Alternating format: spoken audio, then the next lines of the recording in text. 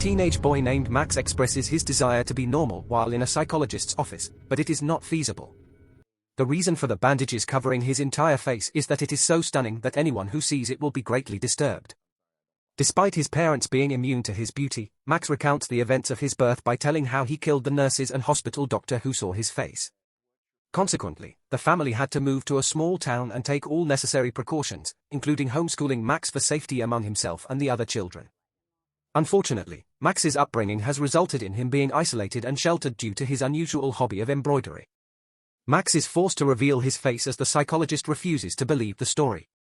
Max's parents are suddenly disturbed by an unusual noise coming from the psychologist's ward. The psychologist is dead on the floor while Max is still wearing his bandages when they enter. The parents are soon confronted by the police who caution Max to be more cautious or face imprisonment. During the conversation, the adults hold hands and he retrieves a brick for his father. Max's parents visit home and annoy him by asking his best friend Dan to sign him up on a dating app, which is not pleasant for him.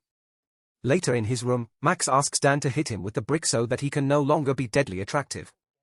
Dan is unable to control his phone and notifications from dating apps, leading him to throw it to the ground and end up in the hospital with his mother. Meanwhile, the mom reads from the magazine that they are looking for families to host exchange students, which could be a way to bring another teen into the house so Max can have icebreakers. The idea is unpopular with Max, who turns around and looks for another magazine rack. Alex and Max share their last magazine, leading to a brief conversation before the doctor contacts him.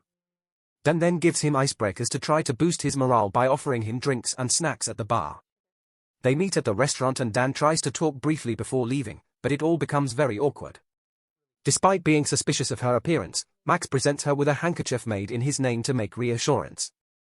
However, some noises suggest Craig is having an affair in the restaurant.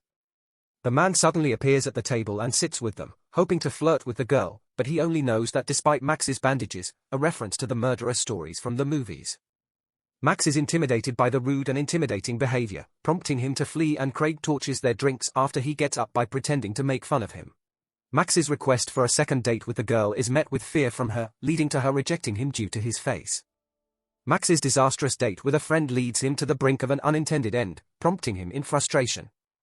Alex arrives and starts discussing his life, candy, and dreams of jelly beans while also trying to console him. Alex attempts to distract Max by inviting him and their tour of a retirement home, where they meet Rosemary and Esther, two elderly women with terminal illnesses.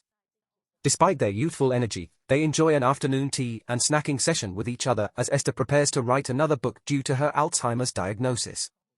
Max and Alex leave the retirement home and subsequently, Alex brings them back to their apartment. However, after some time, both men are seen hanging out with Dan, prompting Max to suggest that he should not surrender. Dan suggests that Max should spend time at the places he encountered Alex and attempt to meet her face to face. As a result, Max creates an embroidery design based on the bridge moment. Max returns to the bus stop the next morning after recognizing that Alex had intentionally missed her ride. Initially, Alex is cautious of him, but eventually, she can enjoy each other's company. After a long wait, Alex finally fulfills her dream by purchasing jelly beans for Max to use in the tub of his bathroom.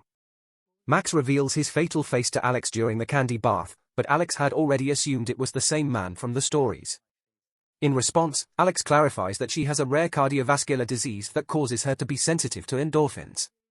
The growth of her heart is a result of inflammation caused by excitement. Max feels like he has found someone who can empathize with his situation as Alex shows him how to wear her jacket under a monitor that monitors her heart size, and she is on experimental medication to solve the problem. They then watch a film and get drunk while laughing at every detail. After that, they visit Max's house where Alex can admire his embroidery, causing her to ask him to design a design of herself at varying times. Despite Max's fear of being crushed for an entire second due to Alex Shields coming too close, the two teens are enjoying a moment that could be wrapped in kissing. Unfortunately, the arrival of Max's parents interrupts the moment. The adolescents rapidly disentangle themselves, but the parents are unable to discern the cause and are shocked. After finally meeting a girl, Max's mother shows her happiness by hugging Alex with joy. Yushin, an exchange student who will be living with their parents from now on, brought a cat and is known to be antisocial, but she tends to ignore the family. Subsequently, Max and Alex start spending time together all the time, and they frequently visit the retirement home to either drink tea or play games with Rosemary and Esther. During the camping trip, the teens decide to go on a date, prompting Max to argue with his parents who coerced him to bring Yushin along. The next day, they were joined by Max, Alex, Yushin, Dan, and his new girlfriend. The others have a blast exploring and taking pictures, but Yushin always seems to ignore them. Max strips some of Alex's face bandages to cover his wound, and he accidentally injures Alex with a branch, which quickens Alex's heart rate. Afterward, they establish a camp, and Dan takes refuge under hoodlums for privacy while Yushin sleeps with him. Max then follows Dan's example by covering himself and Alex with rugs before preparing an unexpected meal. Upon first closing her eyes with a bandage, then gripping her hands to make her feel his face and guess who he is. Alex comforts Max by kissing him before leaving the blanket after he confessed to killing the girl who gave him his first kiss because she broke the rule and opened her eyes. Following that, Max's mother requests him to dispose of their old Christmas tree, prompting him to relocate it with Dan's assistance. In the meantime, Yushin is smoking and accidentally sets fire to the tree while attempting to put it off. Dan gets burnt on his hands and the pair take him to hospital. Dan has his hands cleaned, then the boys try to run away, but instead, they find Alex in front of her mother. She's been here all day, and it turns out that Alex lied. Despite Alex's attempts to introduce themselves, the boys leave the retirement home without saying anything. Max then goes shopping with his father and asks how he can tell if a boy is in love. He says, "My son knows that he likes Alex, and I should let him know straight away, but clearly, his mum isn't sure." In the afternoon, Alex and Max have a new hangout, and Alex admits to being forced to lie due to her mother's fear of her daughter being too excited for socializing. They then make their way to the retirement home and are left reeling from the news of Rosemary's demise. The machines keep her alive during their visit to her room, which leaves Alex feeling disgusted as she believes that people should die with dignity. He asks Max to show Rosemary his face, but he is not allowed to do so, prompting him to leave alone. After pondering their distress of Rosemary, Max returns to the room and addresses her by calling out Ross. Upon opening his eyes, Rosemary realizes the purpose of his bandages and leaves him without hesitation. She mourns with a peaceful smile as Alex no longer responds to Max's messages, leaving him alone after an argument that ends with Max leaving to play with Dan.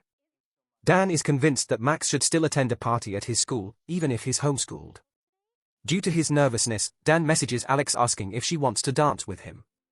To resolve the issue, Max visits Alex's home and asks why she is not responding. The experimental medicine is not effective, and Alex's heart keeps getting bigger every day, as she admits. Despite their disagreement about her persistent expulsion, Max remains supportive and Alex eventually agrees to dance with him. On the day of the party, Alex arrives with 2 amusing costumes she got from an adult store where she'll be a maid, and Max gets adapted to be both male and female. He then goes to the school and enjoys dancing and flirting with his friend Jenna on the dance floor.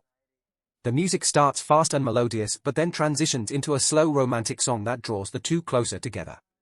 During the intense moment, Alex's heart races ahead of her nose, leading her to rush out to take care of it. Meanwhile, Max is hanging out with Dan and his date, only to be disturbed by Craig's unexpected visit. The fact that Dan is dating his ex-partner makes Craig's mask and kills his date immediately after grabbing him and the rest of the group. Max is being arrested by the police, who are putting a bag over his head and witnessing an ambulance taking him away. People panic.